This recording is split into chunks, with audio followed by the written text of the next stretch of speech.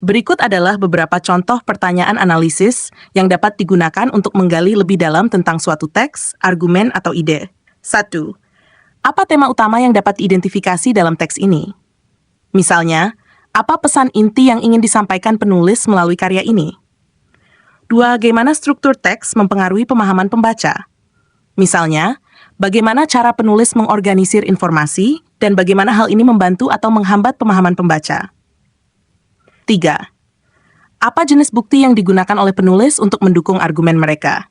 Misalnya, apakah penulis menggunakan statistik, studi kasus, atau anekdot, dan seberapa kuat bukti tersebut?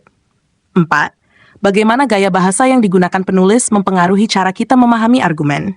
Misalnya, apa pilihan kata atau gaya retoris yang digunakan penulis untuk memperkuat pesannya? Apa perspektif atau sudut pandang yang diambil oleh penulis? Misalnya, dari sudut pandang mana penulis membahas isu ini, dan bagaimana hal itu mempengaruhi analisis yang diberikan?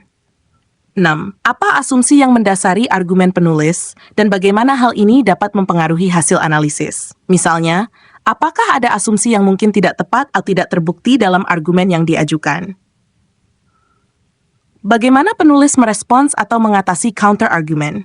Misalnya, apakah penulis berhasil mengatasi argumen yang berlawanan, dan bagaimana cara mereka melakukannya?